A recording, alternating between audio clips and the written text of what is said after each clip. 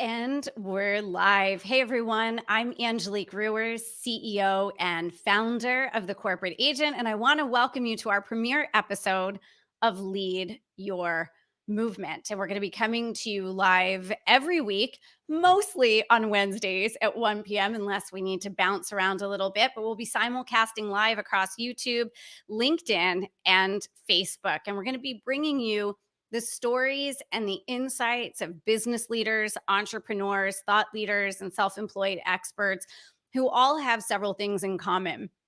Number one, they all have movements that they're leading in the world, and they're using their businesses, their companies, their organizations to do that in order to affect real positive change in the world. And they have something else in common as well. They are all tapping into the ultimate force multiplier, which is working with, through strategic partnerships and distribution channels and relationships with corporations, mid-market companies, centers of influence, and other organizations like universities and colleges, nonprofits, government agencies, and more in order to accelerate their movement in the world. And today, for our very first episode, I am very excited to take on one of the most important topics we could be talking about right now, which is how companies can do more in terms of their diversity, inclusion, and equity initiative, something that has been around since the 1960s. And we're going to talk about that in just a minute. But to help me tackle this topic today, we have three very, very special guests here with us. And these people are all very special to me. They are not only leading experts all around the world on this topic, but they are also members of our community here at the Corporate Agent. So these are people that I know very well, I trust, I admire, I look up to, and who I am inspired by every single day. So our guests today are Cornelia Shipley, who is the CEO of C3 Consulting. Cornelia is a best-selling author, an award-winning entrepreneur, a dynamic speaker, strategic advisor, and world-class trainer. She is known for helping organizations to retain and advance their critical talent. She is a sought-after professional development expert. Her strategies and methods have been showcased by Fox, by CBS Radio, Radio 1, Inc. Magazine, the Atlanta Journal and Constitution, the Washington Post, the LA Times, the Sydney Herald, and Huff Post. She is also the author of the international bestseller, Design Your Life: How to Create a Meaningful Life, Advance Your Career, and Live Your Dreams. And I will also tell you, she is also a film producer. So maybe we'll get a chance to talk about that today. We also have with us Nozomi Morgan, who is CEO of Michiki Morgan Worldwide, which is headquartered in both Atlanta, Georgia, and Tokyo, Japan. Nozomi is known as the bridge builder, helping global leaders, teams, corporations, and other organizations to overcome the tension and frustration that arises from cultural differences. Her clients experience a dramatic improvement in performance and speed of innovation through putting heart and trust first and building culture of excellence beyond differences, borders, and boundaries. And we also have with us Colene Elridge, who is the CEO of Be More Consulting, which is a boutique agency designed to support organizations in creating cultures of inclusion and developing women leaders. And Colleen is often known by her clients as the fixer because she's called in to help them create better workplaces, productive teams, and aligned results. And one of the things we love about having Colleen on the show today is that her career in government focused specifically on affirmative action, EEO, and diversity. In fact, she was a successful investigator of harassment and discrimination claims, and she implemented strategies that resulted in meaningful, visible diversity and inclusive workplaces. So to all three of you, Colleen, Nozomi, Cornelia, thank you guys so much for being here with me today. Thanks for having us. Thank you. So this show is called Lead Your Movement. So before we get into talking about the brass tacks and the real issues around corporate diversity, inclusion, and equity, I first want to ask each of you, and Cornelia, we'll start with you. What is the movement that you're leading? Yeah, so our firm, we've been around since 2006, and it started based on experiences I had in corporate where I too felt marginalized and not always included in the conversation. And so our organization is really committed to helping organizations retain and advance their mission critical talent. And mission critical in organizations looks like everything from scientists in companies like Thermo Fisher to enterprise-wide leaders at the director level and above in organizations like Procter and Gamble and DaVita and other firms that we have the privilege to support. But I really am committed to helping people ultimately live the life that they design and to help organizations get the outcomes that they want in their work and in their impact every day.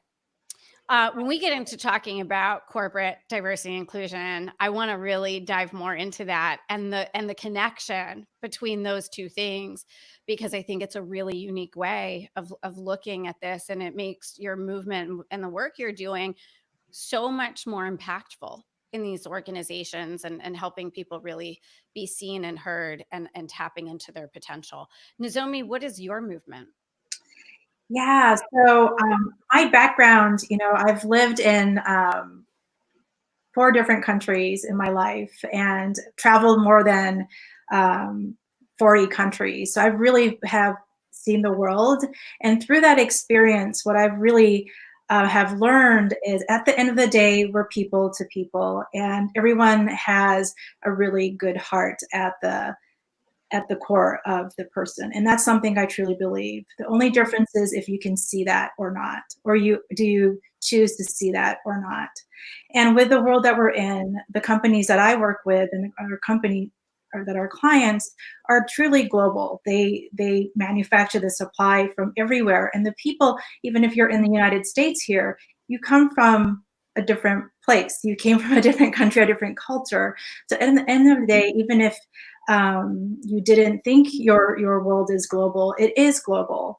And that's where it's really important to understand what diversity and inclusion actually means. And so to me, what is the movement and what I really am passionate about is helping the individuals and the professionals and the teams and the leaders in the corporation to really to see that shining bright light that each person has, and creating the culture and environment so that each person, each talent can really shine very brightly. Because I believe when all of us do, it really does make a difference in this world and will make this world a better place. Indeed, it does. And you too were someone who worked in corporate. We don't necessarily have to say what brand that was, but Mhm. as we get into the discussion today, I know a lot of your perspective is also shaped by your time being a corporate employee at a major organization and what you saw firsthand inside that organization as well. And Colleen, what is your movement? Yeah, so for me, it's really twofold. I studied anthropology in college. So I really became passionate about cultures and how we fit into culture. And I really thought, how could I apply this to workplace cultures? So for me, it became, how can I help organizations create these cultures of inclusion within their workplaces? But then also, how can I help women get the tools that they need in order to become leaders, both at work and at home? A little bit about my background: when I was an investigator for so many years, I really felt like I wanted to elevate the role that women had in organizations, because I truly believe that when women lead, a lot of this stuff gets fixed. And so I want to help women, give them the tools, give them the confidence to really step up and become leaders across the board in organizations, in our country, in our communities. But really, it starts at home too. That's amazing. And it's interesting that you bring up the role of women. We're not going to necessarily go into this specifically today, but there's some research being put forward that there's a belief, or there's some evidence, that if we also had more women involved in law enforcement, that it would make a big difference there as well. So that's probably Yes. a whole topic for a show individually, but something I think we should definitely keep in mind. So I also want to say to all those of you who are watching live right now, we're definitely going to be taking some questions questions from all of you. So if you are joining us and you have a question, you can certainly leave us that comment as we go through our topics today and share that with us. And I'll raise your questions to our panelists that are with us today.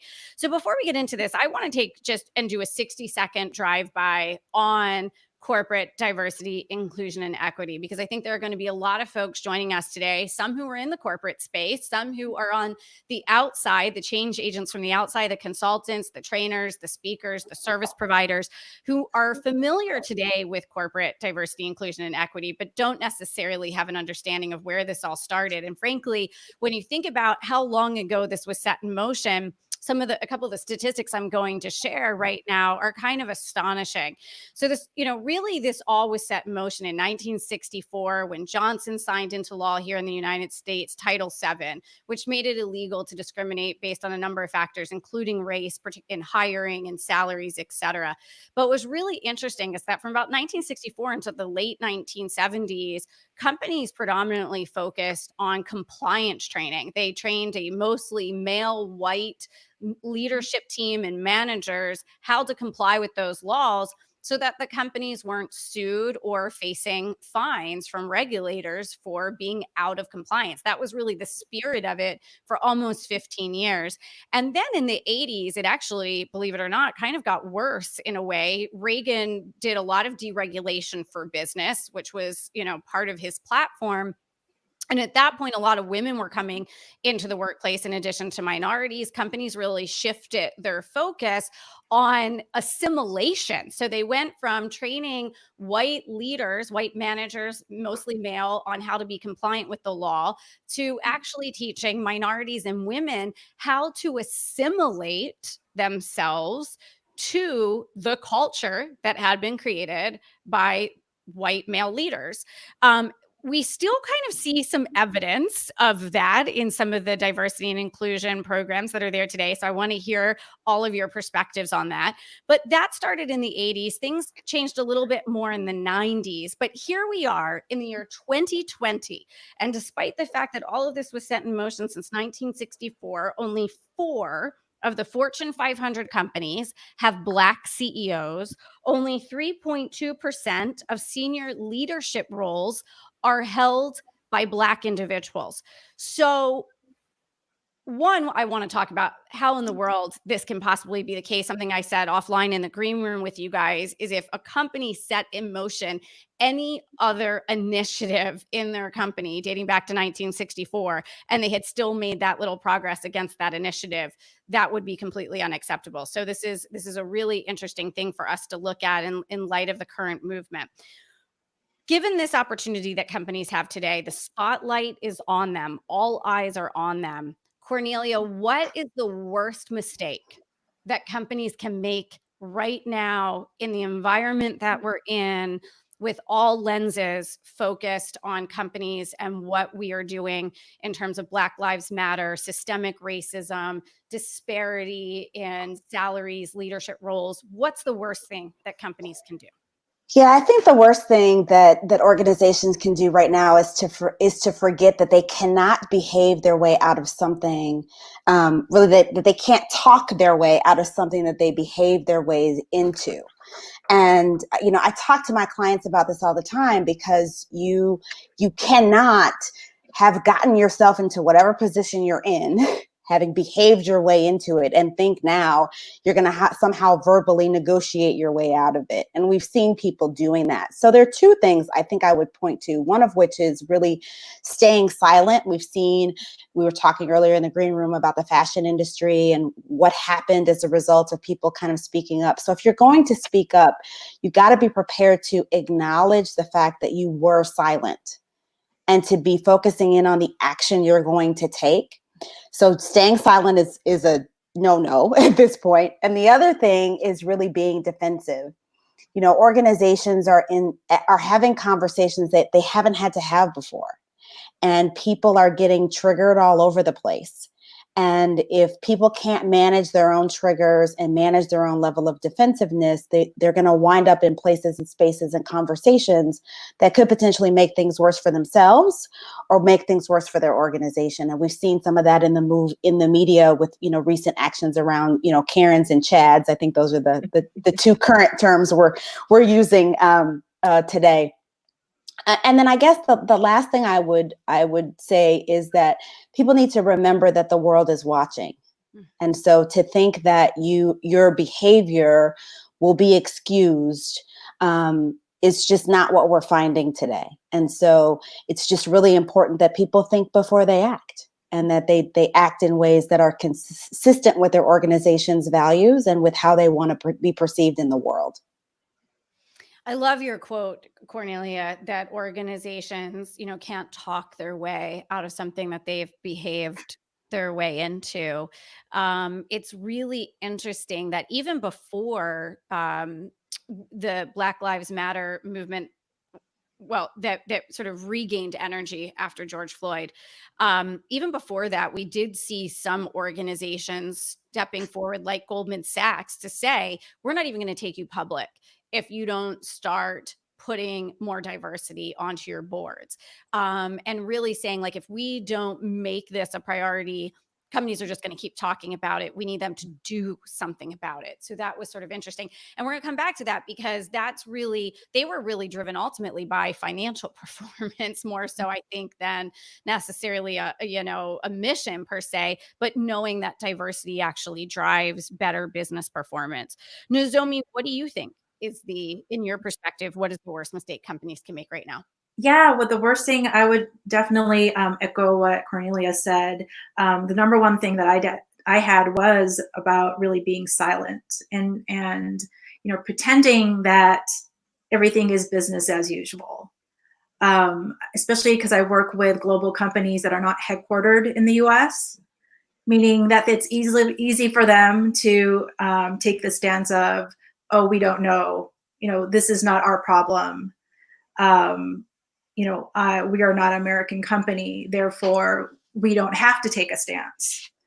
But that is not true, right? If you are here, you're employing people here, you are selling to the people here, you are sourcing from people here, your office, your facilities, the people that you employ live here. So you can't say that just because you're not an so-called American headquartered company, that or your board is not mainly American or a certain country, that this is not your problem. So that's one thing that I see. And I think it comes from a place of also fear of, not knowing what to say. And that's another thing I think the worst thing can do, is to trying to be perfect and having the solution. It's really, at this point, no one knows what the right thing to do is. I really think everyone from every side, any side that you're on, we're all trying to figure it out. So trying to wait until you have the solution, or thinking that you have to have the right solution in order to say something, I think is one of the worst things that it can do, which leads to waiting until it too shall pass, because so many things have passed. I'm really afraid and frustrated with people that think that way right now, because that is not the case. I believe in this time it's not the case, but also that's the worst move, because that signals a lot of problems they have in the organization, to a point of the way they're thinking, because the way you behave comes from the way you think, and that's a really clear message. That's the way they deal with things. So they have a really deep-rooted problem there. So those are things that really comes to my mind. So you said something, one of the reasons we wanted you part of this conversation today, we invited you, is because you work with so many international companies. And we've actually seen some evidence of, I keep picking on the fashion industry here, but there have been some fashion brands that are based outside the United States over the last 2-3 years that have really done some pretty egregious things in terms of racism that's been displayed in various products that they've put out. And, and they've kind of fallen back on that idea of, well, we're not based in the United States, so, we're not as we don't see things the same way. And that was kind of some of the excuse that they tried to hide behind. But yet they have a lot of real estate here in terms of storefronts, a lot of American consumers, people who are purchasing from them, employees in the United States. And it really sounded not just tone deaf, but I think it just rang very hollow to not to do that. So that's a really interesting perspective. And then Colleen, from your perspective, what's the worst mistake companies can make right now? Yeah, so I also agree with everything that they've also said, because I feel like the last couple of weeks I've just been sitting back watching organizational responses and sometimes applauding and being proud, and other times feeling just completely horrified, like you're doing it wrong, right? So the two things that I think organizations can do right now that would be the worst steps is, one is really taking more of an affirmative action approach. And I've seen a lot of organizations say, well, we're going to increase our numbers by X%. And they're not taking into account what that actually means for their workforce. And they're not thinking about, how am I building a culture of inclusion? That way, when we do get these numbers in, we're creating a safe place to have the most productive workforce. And to me, I always say diversity without inclusion is a recipe for disaster and a recipe for chaos. And so I think that a lot of organizations are setting themselves up to not be as successful, even though their heart is in the right place and they're doing it for the right reasons. The methods behind how they're doing it will not get them the results that they want. So that's the first thing. And then the second thing that I think is happening is a lot of people are not looking at the pragmatic or business reasons for why they should be doing this.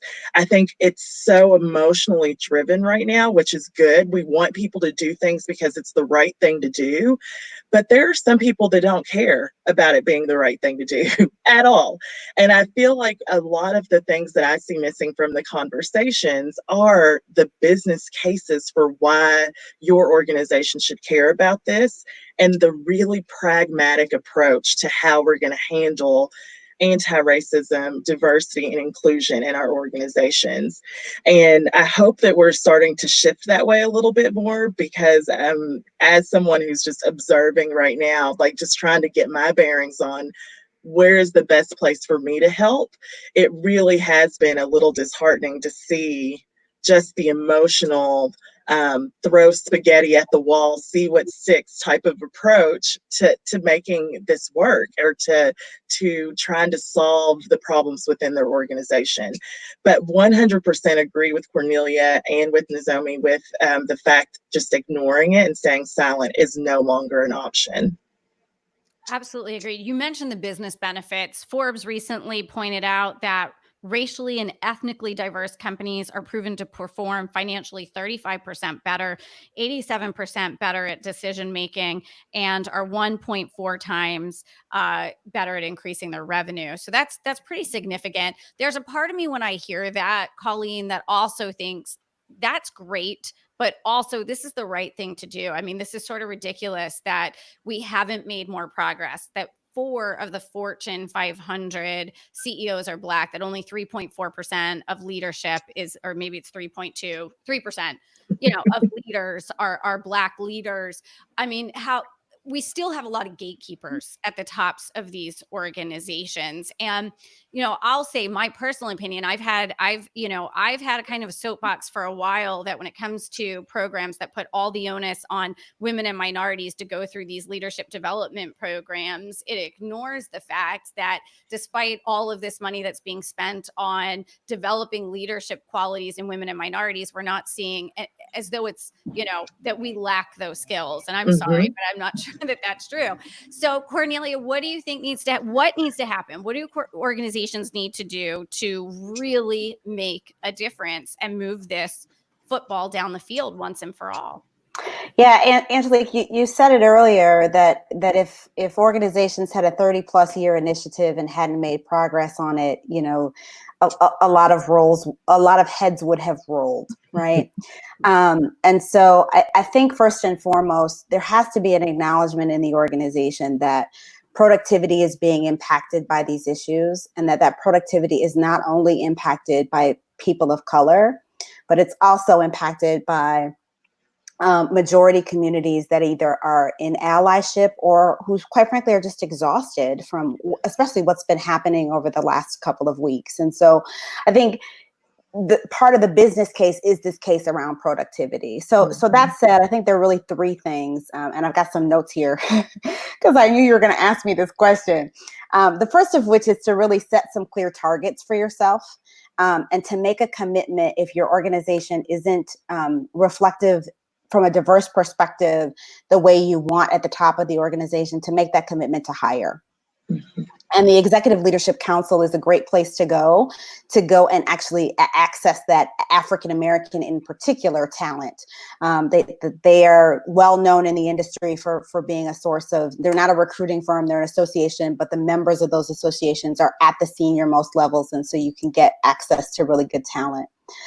The second is to really leverage outside firms, like ours, that really do have this level of expertise, to help you understand and demonstrate cultural competence. I know you know this, Angelique, but our firm, we have 17 associates in our organization. We speak 7 different languages. We have everything, including a little person on our team. We have, other able people. We have members of the LGBTQ community. So when you talk about cultural competence, it's not enough to say that you're hiring, a consultant that is a person of color. It's about, do they show up in ways that you want your organization to show up? And are they going to be able to role model for you how you manage this issue? And then the last thing is that you've got to recognize you can't legislate morality, right? This is not about saying you're a bad person or you're a good person. This is about talking about what you value as an organization and holding people accountable to either demonstrating your values or not, just as you would if someone, committed a sexual assault in your organization or violated an ethical issue in your organization or took some other inappropriate action. You've got to be prepared to hold people accountable at that level if you want things to change. Absolutely. Well, and you talk about also companies putting their money where their mouth is too, right? Investing in working with minority firms that are experts in doing this. One of the things that we've started to see from business leaders, Cornelia, is, certainly companies are donating money to certain causes like Black Lives Matter, but there's been some calls from business leaders that, companies need to take a look at their payrolls. And if they want to make things right in their organization, that also starts with equity in what Their they're compensation. paying. Yeah, That's right. absolutely. Right. And we know that the data shows us the gaps that are there. What are your thoughts on that? How do companies go about doing that? To me, that seems like one of the things that they could do within really 90 days. Larger organizations, it's going to take about a quarter to do that because of going through doing a couple of studies. But what are your thoughts about organizations addressing that issue once and for all?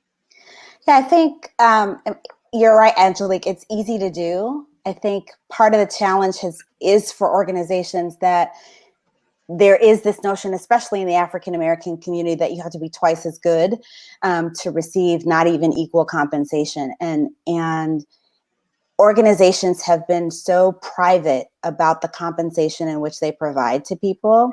And part of that has fostered this level of inequity. And so as organizations think about how they want to tackle the compensation issue, they've got to be ready, willing, and able to not only make the CEO's compensation public in their annual report, but to have it be a conversation where people understand, am I being paid fairly? And, certainly resources like Glassdoor have helped to begin to change that conversation. But it's about being proactive because, as you know, as a marketing communications expert, if you can get in front of the message, you can manage it. And so they're going to have to make a decision if that's the path they want to go down, to really get in front of that message and be fair and equitable in the processes in which they raise people's salaries and begin to compensate people for the work that they're doing. Absolutely. Absolutely. And I think that's one of the things I hope that we as a community hold companies accountable to, because it really is something, obviously hiring more people of color, getting more Black people into leadership and people of color into leadership. For some, they're going to say, well, it's going to take us time to do that. I think on the compensation side, personally, I think that's something that they can make headway on very quickly if they chose to, right? It's about them making the decision to take action and not just talk about taking action. Nozomi, what are some pragmatic things, some specific things companies can do right now to make a difference on this front? Yeah, I think especially with COVID that happened, one thing I think all of us have found out is that we can do things very quickly if we're committed to do this. I think we can all agree, just like so many examples of like the IT example that, you shared. One of our clients said the same thing. They had initiative to digitize documents, everything over the past 10 years, which never moved. It moved so slowly, but with COVID, everything happened in 2 days. So I think this is a perfect timing to really re-envision what does diversity, inclusion, equity look like. This is the time to really let go of how it used to be, because how it used to be, obviously, it was not working. Really sit down and think about, based on your values and your mission of the company, like really who you are, and really thinking and talking about what does that look like today. And that's a really vague way to say this, but at the CEO level, the executive level, if you're not able to really have a clear vision what that looks like, then how do you actually take those behaviors? It's impossible to do that because you don't know. Like Cornelia said about accountability, or about talking about sexual harassment, but it depends on who you are to say what is sexual harassment or not. And that vagueness, I think, is a big problem right now. Mm-hmm. And we haven't been able to really have that conversation because it was a no conversation to have. So this is a time that we can really sit down and have those discussions, have those dialogues, and really determine what does that behavior look like. So when we say, so I actually, one of the biggest, I think, employers in the US, I just pulled out their values, and they have 4 pillars. 1 is service to the customer, 2, respect for the individual, 3, strive for excellence, 4, act with integrity.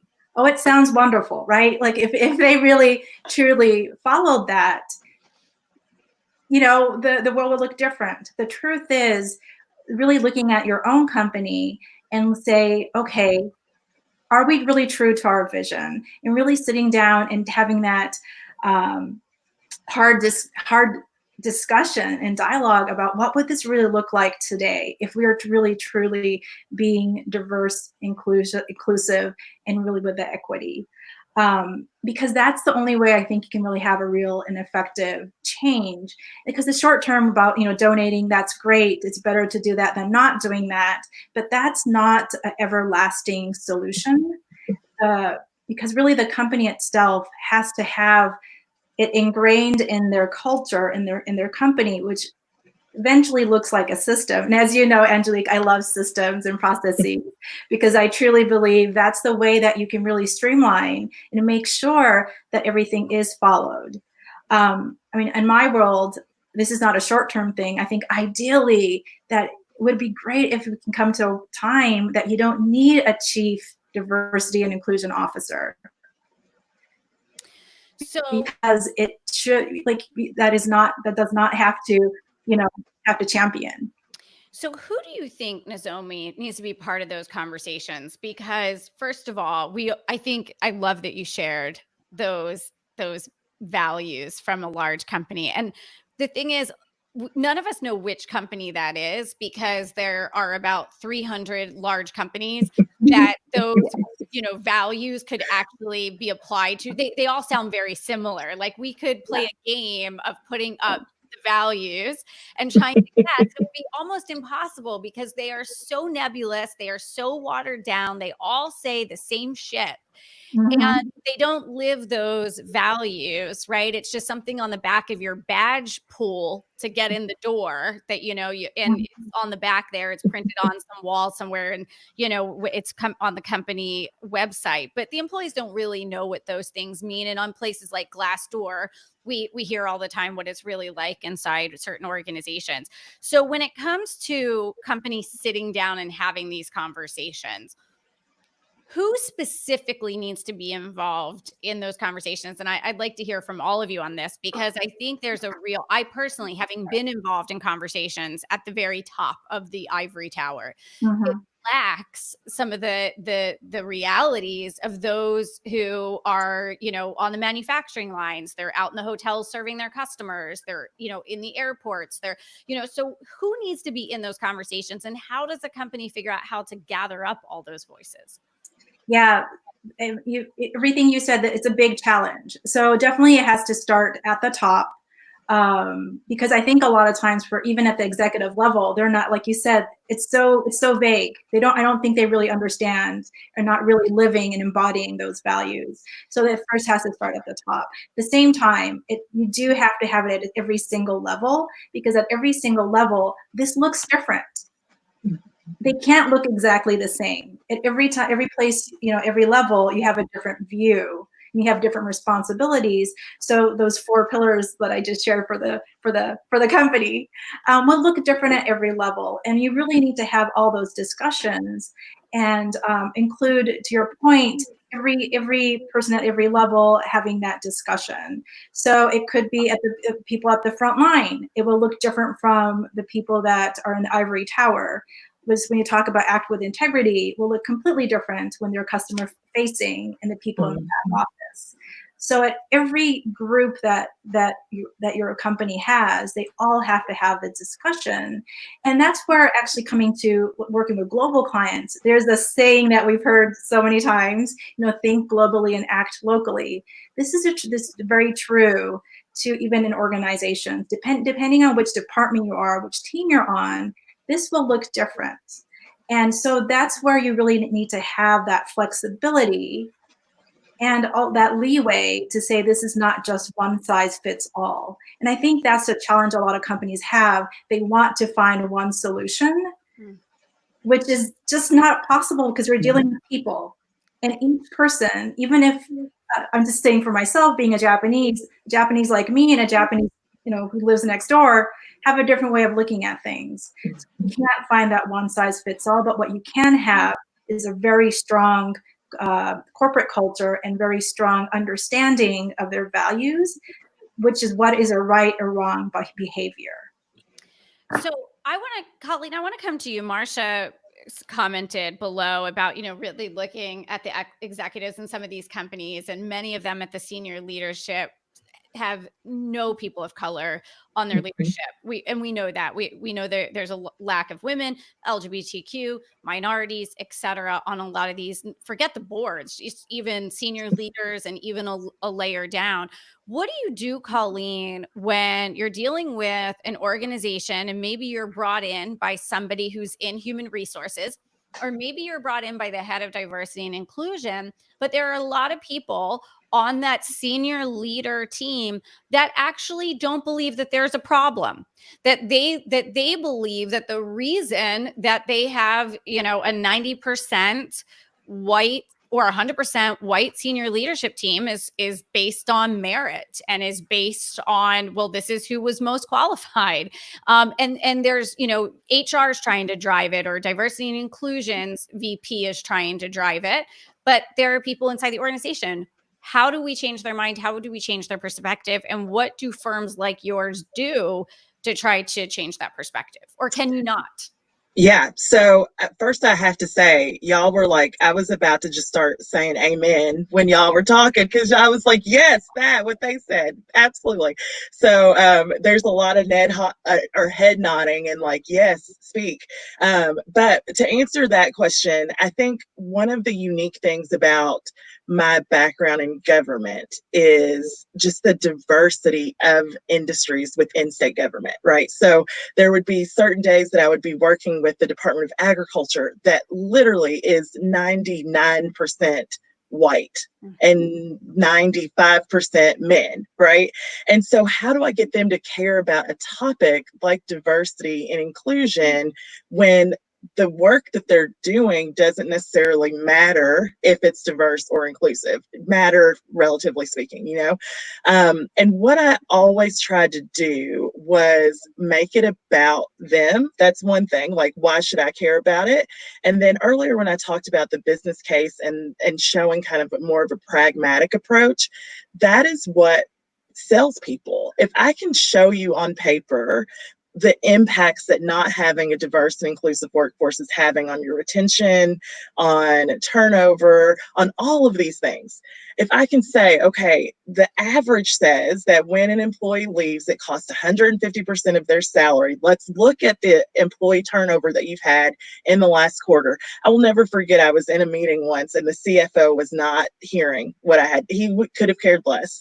And so I showed him what their numbers were. And we were looking at over like $5.5 million in a quarter in turnover expenses. He stopped and had just like this look of like deer in headlights on his face. And he looked at everyone at the table and he said, I don't really know what all this includes, but hire her. If we're losing this kind of money, hire her. And I think that's what it takes for some people. Like, I can't remember who said it. I wish that we could believe that people would do it because it's the right thing to do and because it does feel good.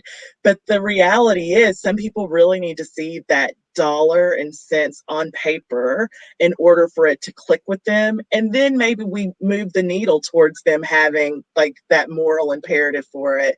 But I think sometimes we have to start with very much like the business case for why we should care about something like this. Mm-hmm. And I also think, sorry, one more thing, that we have to be in a position. I'm not one to call people out. I like to think of it as calling them in, right? So I will say things like, well, let's talk about that. And really allow them the opportunity to process things in a way that maybe they've never processed it or thought about, in order to help them gain some understanding. I think often when we talk about topics like race and diversity and inclusion, so many people automatically put up a barrier and they can't hear what you're saying. And so for me, as someone who really values communication, I'm always thinking, how can I say something in a way that they can hear it? Because that is the goal. That way they can hear it, they can apply it, they can do something with it. I'm just along to help manage some of that, how they actually do it. Absolutely. And I think too, in terms of the business case, one of the things that's really interesting is the power of social media and the power in numbers. And it's really kind of balanced the power now between consumers, sort of a David and Goliath. You know, it used to be 20 years ago, if we had a problem with a company, we were sort of all by ourselves. We didn't have a way to pull our voice together like we do now. And I think that's one of the reasons personally that, I think that's one of the reasons, Colleen, that companies are getting it, because it is affecting them financially, especially with the younger generations. The millennials and Gen Z are saying, yeah, this is not okay. Cornelia, yep. Oh, I was going to say, and even when we look at not just from a consumer end, but when we look at the future of work and what workplaces will look like in the future, millennials and Gen Z have said almost unanimously that diversity and inclusion is a value that they look for when they're looking at future and potential employers. So now it's like, are we going to be able to get the best and the brightest to come and work with us if we don't have diversity and inclusion? The answer is no, you won't. Absolutely. Cornelia, I know you're dying to say something about this. Well, Colleen just made the point that I was going to make, which is this notion that, the younger generations are not willing to accept this any longer. And that's the kind of allyship that I think people, I'll just say 35 and up. You happen to know I'm well older than that, even though, what's the saying, Colleen, black don't crack, right? But at the end of the day, I think to something that Nozomi said earlier, and the initial question I think you asked us, Angelique, about, who needs to be in this conversation. I think we have to take a step back when we look at organizations who are trying to have this discussion and recognize that if they have not ensured that it's a safe space to have the conversation, they're not going to get to the truth. And so if you're going to get a group of people across the organization, which I wholeheartedly agree with Nozomi, all stakeholders need to be in that conversation. But if something happens, the minute, someone devalues a contribution, the minute that all voices aren't heard, your efforts are going to be, thwarted, for lack of a better term. And so I think, organizations have to get to the place where they're really clear that whether they want to be compliant, which, is certainly appropriate and legally you have to be compliant, or they really want to have an organization that is going to ensure that the most marginalized in their communities can be successful, they're going to have to commit somewhere. They're going to have to plant a flag and then do that work and recognize that organizations that do the work that are really committed are going to be the ones that ultimately win in the marketplace. Because, we were talking about this the other day, Black Twitter is a beast. And what we have found is that the issues that are happening in the United States to people of color are happening in the UK to people of color and are happening in other parts of the world to people of color. And so organizations can no longer hide. And they're just going to have to make a decision. We all know the power of a choice. And if you can make the decision and then take designed action to implement that decision and hold the right people accountable. I had an opportunity yesterday to hear Butch Graves Jr., the CEO of Black Enterprise, was talking to Doug McMillon, the CEO of Walmart. And one of the things that he said in that interview was that he was so grateful to people like Butch who are holding him accountable. And he talked about all of the ways that he was inviting, all of the people who are employed by Walmart and all of Walmart's customers to really hold this organization to account for what they say that they're going to be doing. And I think when organizations make decisions to say, we recognize we have a global consumer base and our global consumer base is not okay with this, the more people recognize that, the more the actions will change. Absolutely. And Cornelia, an unequivocal commitment to that for an organization like a Walmart, like a Starbucks, that has people who are interacting with the public all the time. You've got hundreds of thousands, in Walmart's case, millions of employees. What does that look like for a company like that? Yes, 1.6 million people from what Doug said yesterday at Walmart. And so that's about really starting to, one, train people around the customer experience you want them to have, right? What did Nozomi say earlier? You have to be specific about what does this look like? And then you've got to start to hold people accountable up to and including termination for failure to do so. Right? This is about an equitable customer experience.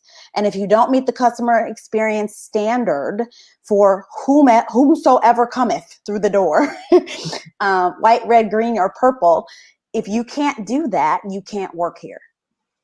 And it has to be that simple.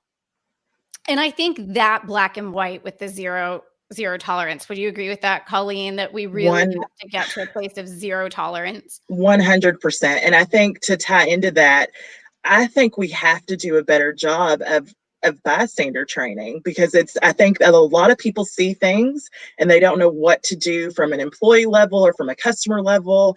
And we have to give them the permission and the tools to approach that, because if I get called out on it, I'm not going to do it again, probably. And I think definitely we have to get clear on that experience and that zero tolerance, but we also have to be willing to say, we recognize we've failed you and not giving you the tools to do this better. Here, let us help bring everyone together and provide some commonality around it. So now that we all know better, we can all do better, right?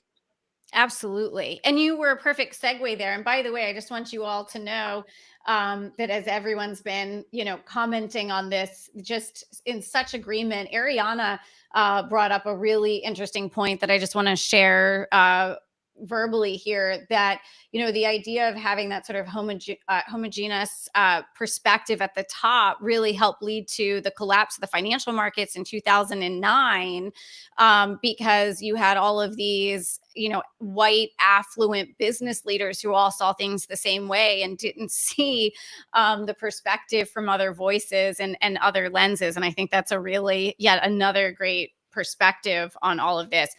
But Colene, you really, I think, led into something I wanted to wrap up our show with today, which is folks like you and me and people in our community at the Corporate Agent and all of these other outside change agents, a lot of who, by the way, were corporate escapees, folks who worked inside a corporate or worked inside a government or worked inside of universities and left to create a business, a consulting business, a coaching business, a service-based business, some type of high-value services being offered back to these organizations. A lot of us were shaped by our experiences that we had while we were on the inside in corporate. It both makes us very valuable to these organizations because we have that experience, but also there were maybe some things we didn't like about the cultures that also precipitated us leaving to start our movement-based businesses. When we go back to work with these companies, when we're the ones on the outside, they always say the fish can't see the water. We have the benefit of perspective, but we also sometimes are in conversations where people behave or say something that is highly inappropriate. And I'd love to sort of wrap up our conversation today with what advice do you have for other business owners like yourselves who might encounter, a situation that is either overtly racist or is cloaked. And I think that for me, I've certainly experienced a lot of that where people say things with sort of a wink and a nod, and you know exactly what they mean. And, I remember in the early days of my business, I didn't always necessarily know how to handle those situations, especially because it was my client or my customer. And now what do I do? So Cornelia, you and I had a chance to talk about this. So I'm actually going to start with you. Nozomi, I'm going to come to you, and Colene, I'm going to ask you to wrap us up on this. So Cornelia, what is your advice to the consultant, the coach, the keynote speaker, et cetera, who runs into this in the work that they're doing with companies? Yeah. And it's interesting because it happens in all kinds of forums, right? We have a colleague who this just happened on a Zoom call for him a couple of weeks ago. And what I would say to people is you've got to align your feedback with the company's values, right? And fortunately right now, to Nozomi's point, those values are somewhat nebulous, right? In terms of how people are talking about them. So there's an opportunity for you to challenge behavior up against that lens and to be able to say, help me understand how this action, this activity, this whatever is in alignment with what you as an organization have said that you value. And if it does, great. And if it doesn't, then what is it that you want to do about this circumstance here? And how do you want to educate the organization more broadly to not have these things continue to occur? I think that the other note that I wrote here, you probably saw me writing, was this notion that culture really does eat strategy for breakfast, lunch, and dinner, and twice on Sunday. And so I think to the degree that organizations really can start to say, this is not in alignment with our culture, and we're committed to shifting that and holding people accountable for that, things aren't going to move forward until people decide that's their line in the sand.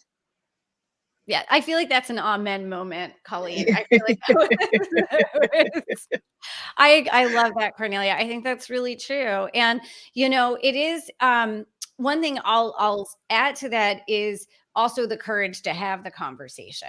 We talk a lot about the fact that sometimes it's better to walk away, from a client, opportunity if they're not willing to walk in integrity, walk in alignment with their values. That's right. And it can be hard, if your financial resources is part of the reason why you need to have a diverse customer base as a consultant or as a business owner. If all of your eggs are in one basket and that one basket is, discriminatory, not to mention the fact, one of the notes that I wrote that I'm going to make at this point, which is this notion that you have a responsibility to the people who work for you. So sometimes, as consultants, when we bring our teams into organizations and something happens, they've created a hostile environment for your team. Mm-hmm. And now you've got to start to have a conversation with your client about the fact that that's not acceptable and that you've now exposed us and you, client, to potential legal action. And so we need to talk about how we make a resolution around these issues so that our team is not in jeopardy, our business is not in jeopardy, and your business is not in jeopardy. And so, back to something Colleen said earlier, this is about a business case. Yeah. Because this is a business problem, and this behavior has wide-reaching impacts to employer of choice branding, the reputation of your actual consumable, and the ability for you to be able to recruit and retain talent. Absolutely. You're really speaking so much to entrepreneurial maturity there as well, Cornelia. So I really am appreciative of you sharing that perspective, because what you're really saying to folks is you need to be the CEO of your business, and you need to be conversant in talking to other business leaders as the business leader that you are, and having that caliber of conversation. And I think that's I hope everyone watching really takes that in. It's a really incredible point there. Nozomi, do you have anything to add about what those of us who are small business owners working with these larger organizations should do or say in those moments where we're being called to step up? Mm-hmm. Yeah, one thing I really wanted to, well, Cornelia said it beautifully, so nothing to add there, but just to come from a different perspective, or just say it in my own words, would be one thing I would love to share with entrepreneurs, small business owners, that you have a choice. You have the power to choose. And it's your business. You can do whatever you want. Really, you have the power to choose. And also, you have the power to choose how you're going to respond. So there's two ways to look at this. When that happens to you, when you have that experience, you have a choice to react or to respond. And the react is the place that a lot of us go, talking about maturity, when we're very not immature in this arena. But you have the choice to respond in the right way. And when I say right way, is the right way that serves you. And that's exactly what Cornelia said about aligning with your values. In the line of work that I do, working with global companies and people with different backgrounds and cultures, we come from different sides. So we have different views that we see the world, which means we also have different assumptions. So sometimes what they said was not their intention, but we might receive it in that way. So there's two things that I always talk about, is especially with the leadership development that we do with global leaders, is about being respectful to everyone and everything, and being a humble leader, or lead with humility. And so really, that's the two things I live by myself and do my business. So just because a person was disrespectful to me does not mean I'm going to respond in a disrespectful way. I have a choice how I want to respond. And also being that, lead with humility, being the humble leader, is being always curious, like, where is this coming from? Because again, it might be a language issue. It might be just their cultural values are different. I've had that experience myself with one of the local companies here that wanted to hire us for cultural training. And they said they didn't choose us because we weren't local. And I actually, literally, our office is 5 miles away from this company. So you can't be any more local than that. What I think they meant was, I do not look American enough to them. And so that's where I'm sure they thought they said it in a very nice way, but the truth is, it's not. But that's the place where I have a choice to be really upset about it and say, like, hey, what do you mean? Or I can really be in a responsible response would be in a learning way, is, where is this coming from? Why do they think? Or how does this serve them? How does it serve me? So those are two principles, really, being respectful and being lead with humility will really help you to craft a response so that serves you in the best way. Those are such powerful concepts that I think apply to all things that we encounter as business leaders. Like that's such, that is advice to me, Nozomi, when I hear that I just hope permeates everything. I hope people take that in to really apply to all the challenges that we face in addition to this one, because I think that really is it's very universal to really think about those concepts when we are reacting or responding and when we're out there working with organizations, it's amazing what we encounter at times, right? I think we all have stories. We could probably do a whole episode on some of our stories, couldn't we, Cornelia? We got the stories. We got the stories. Yeah. Colene, I'm going to throw you for a loop because as we're coming up on the top of the hour here, we're going to need to wrap up. Someone asked a question. I don't know who it is because it just says it's one of our Facebook watchers. But they're asking a question. This is probably one of your fellow Velocity members, a fellow speed racer, someone part of our global community of small business owners, consultants, and change agents. And they want to know, so I'm throwing this one to you, Colene, to take us home here. How can we, part of the community, the corporate agent community, how can we support your movements, meaning all of you? And Nozomi, I hope you and Cornelia will both pop into perhaps maybe the Facebook group later today and maybe share a response to this for the group as well. But they want to know, Colene, how can we, your sort of,